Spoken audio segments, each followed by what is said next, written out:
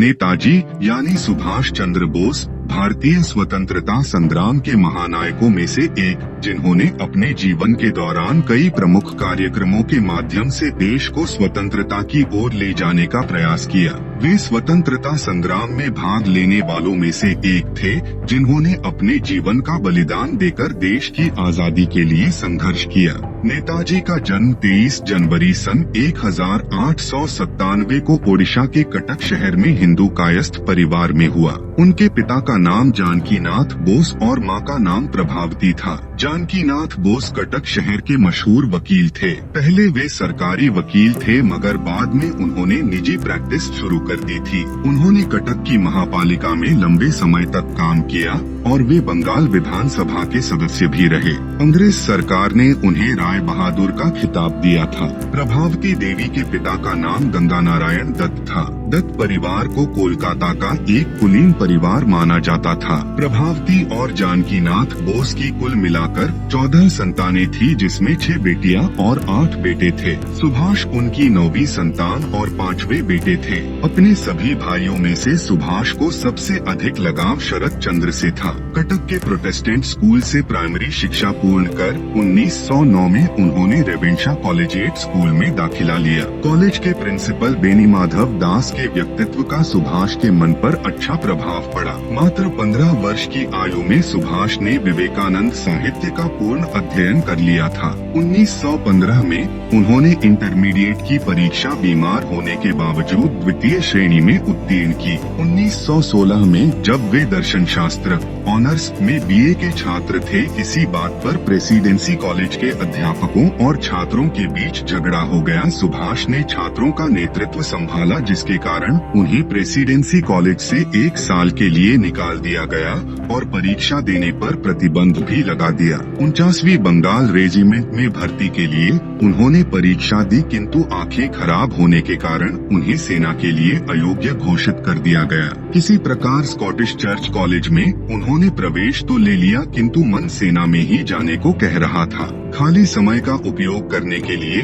उन्होंने territorial army की परीक्षा दी और फोर्ट विलियम सेनालय में रंगरूट के रूप में प्रवेश पा गए। फिर ख्याल आया कि कहीं इंटरमीडिएट की तरह बीए में भी कम नंबर न आ जाएं। सुभाष ने खूब मन लगाकर पढ़ाई की और 1919 में बीए ऑनर्स की परीक्षा प्रथम श्रेणी में उत्तीर्ण की। कलकत्ता विश्वविद्यालय में उनका दूसरा स्थान था। पिता की इच्छा थी कि सुभाष ICS बने, किंतु उनकी आयु को देखते हुए केवल एक ही बार में यह परीक्षा पास करनी थी। उन्होंने पिता से 24 घंटे का समय यह सोचने के लिए मांगा ताकि वे परीक्षा देने या न देने पर कोई अंतिम निर्णय ले सकें। सारी रात इसी असमंजस में वह जागते रहे कि क्या किया जाए। आखिर उन्होंने परीक्षा देने का फैसला किया और 15 सितंबर 1919 को इंग्लैंड चले गए। परीक्षा की तैयारी के लिए लंदन के किसी स्कूल में दाखिला न मिलने पर सुभाष ने किसी तरह किट्स विलियम हॉल में मानसिक एवं नैतिक विज्ञान की ट्राइपास ऑनर्स की परीक्षा का अध्ययन करने हेतु उन्हें प्रवेश मिल गया। इससे उनके रहने व खाने की समस्या हल हो गई।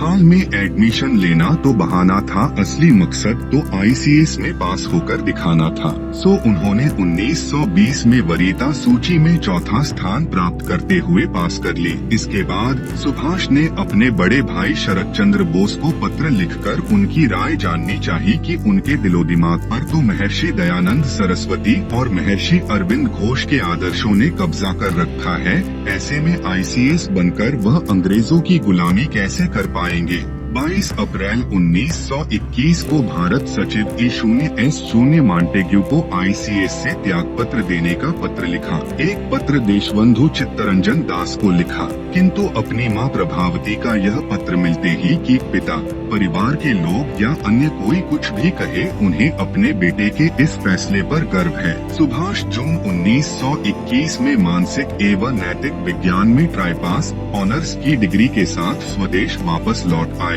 कोलकाता के स्वतंत्रता सेनानी देशबंधु चित्तरंजन दास के कार्य से प्रेरित होकर सुभाष दास बाबू के साथ काम करना चाहते थे।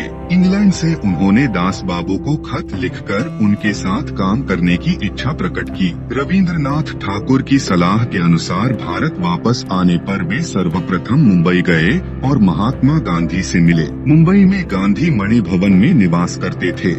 वहाँ 20 जुलाई 1921 को गांधी और सुभाष के बीच पहली मुलाकात हुई। गांधी ने उन्हें कोलकाता जाकर दास बाबू के साथ काम करने की सलाह दी। इसके बाद सुभाष कोलकाता आकर दास बाबू से मिले। उन दिनों गांधी ने अंग्रेज सरकार के खिलाफ असहयोग आंदोलन चला रखा था। दास बाबू इस आंदोलन का बंगाल में नेतृत्व कर रहे थे। उनके साथ सुभाष इस आंदोलन में सहभागी हो गए। गांधी द्वारा 5 फरवरी 1922 को चौरी चौरा घटना के बाद असहयोग आंदोलन बंद कर दिया गया, जिसके कारण 1922 में दास बाबू ने कांग्रेस के अंतर्गत स्वराज पार्टी की स्थापना की। विधानसभा के अंदर से अंग्रेज सरकार का विरोध करने के लिए कोलकाता महापालिका का चुनाव स्वराज पार्टी ने लड़कर जीता और दास बाबू कोलकाता के महापौर मेयर बन गए। उन्होंने सुभाष को महापालिका का प्रमुख कार्यकारी अधिकारी बनाया। सुभाष ने अपने कार्यकाल में कोलकाता महापालिका का पूरा ढांचा और काम करने का तरीका ही बदल डाला। कोलकाता में सभी रास्तों के अंग्रेजी नाम बदलकर उन्हें भारतीय नाम दिए गए। स्वतंत्रता संग्राम में प्राण न्योछावर करने वालों के परिवारजनों को महापालिका में नौकरी मिलने लगी।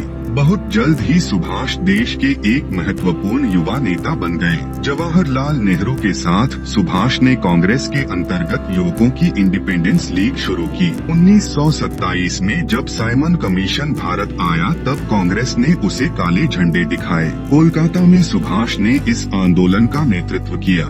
साइमन कमीशन को जवाब देने के लिए कांग्रेस ने भारत का भावी संविधान बनाने का काम 8 सदस्यीय आयोग को सौंपा। मोतीलाल नेहरू इस आयोग के अध्यक्ष और सुभाष उसके एक सदस्य थे। इस आयोग ने नेहरू रिपोर्ट पेश की। 1928 में कांग्रेस का वार्षिक अधिवेशन मोतीलाल नेहरू की अध्यक्षता में कोलकाता में हुआ। इस अधिवेशन में सुभाष ने खाकी गणवेश धारण करके मोतीलाल नेहरू को सैन्य तरीके से सलामी दी।